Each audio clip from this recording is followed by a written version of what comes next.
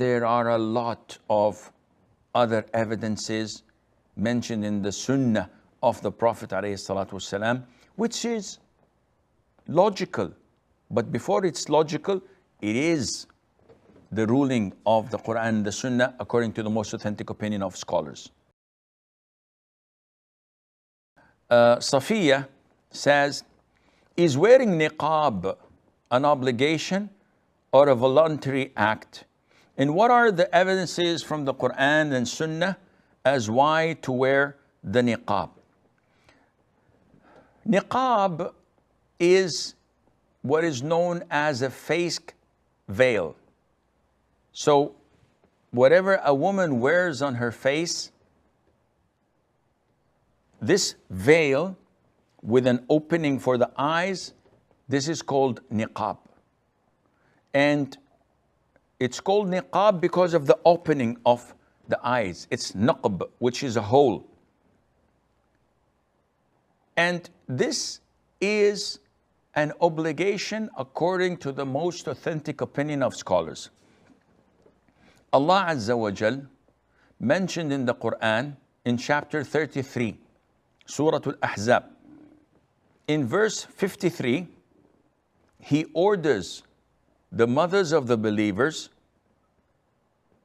who are the wives of the Prophet ﷺ, to communicate with companions of the Prophet from behind a hijab.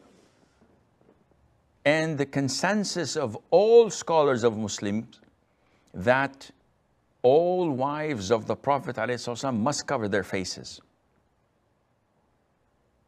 There's no difference of opinion upon them or among them. All wives of the Prophet ﷺ must cover their faces. And this ayah 53, whenever you ask for utensils from them, ask from behind a screen. This is purer for your hearts and their hearts. So this is total segregation. You cannot see the wives of the Prophet ﷺ faces. This is verse 53. Now, having this at the back of your mind and moving 6 verses later from the same surah, Allah says in verse 59, Ya ayyuhal nabi, O Prophet of Allah, قل لأزواجك وبناتك ونساء المؤمنين, command your wives, your daughters, and the women of the Muslims, يدنين عليهن من جلابيبهن, to lower down from their garments. ذلك أدنى أن يعرفن فلا يؤذين. This is more befitting that they are not recognized, so that they are not harassed. Now, in this ayah, the command is for 3 types of women to lower their garments so that they're not identified. So the wives of the Prophet, the daughters of the Prophet, the women of the Muslims, 3 types. Now, if you compare this ayah to verse 53, where it commands the wives of the Prophet to cover their faces, if you come and compare this ayah to this ayah, the command in this ayah is for what? To cover their faces.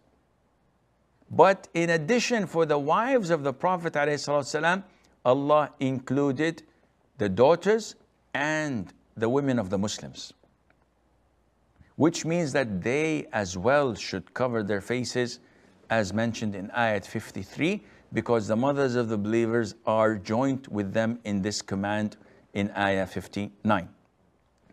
And there are a lot of other evidences mentioned in the Sunnah of the Prophet ﷺ, which is logical. But before it's logical, it is the ruling of the Quran and the Sunnah according to the most authentic opinion of scholars. Why do we say logical? The face of a woman, as they say, is her identity. if her identity is open to all, this is what includes features of beauty. This is when she smiles or frowns. This is where expressions happen. And if this is exposed, then those with illnesses in their hearts will be surely tempted. And when the Prophet ﷺ showed us the process of getting married, he commanded us to look at the woman we are interested in getting married. A man came to the Prophet ﷺ and said, "O Prophet of Allah, I proposed to so and so from the Ansar." So the Prophet said, "Did you look at her before you propose?" He said, "No." The Prophet said, "Go and look at her." This means that if the woman was walking in the streets of Medina, going to the shopping centers or to shops or to the masjid, and she was unveiled, the Prophet would not have told him to look at her because the man can see her. But this indicates that every woman, according to Mother Aisha, used to wear the veil and cover from head to toe. There are so many examples that we can talk about, but this is not the time. It is safer for a woman to hide her identity, to hide her beauty, so that she is not harassed. A woman wearing the niqab, no one would come and say, "Whoa, what a beautiful look, what a gorgeous woman." Nobody would whistle to her. But a beautiful woman who is not covered, she would probably be harassed in such a awful and disrespectful fashion. And Allah Azza wa Jal knows best. إن قسناه بالبدر سما أو عدلناه بغصن فاعتدل وافتكر في منتهى حسن الذي أنت تهواه تجد أمرا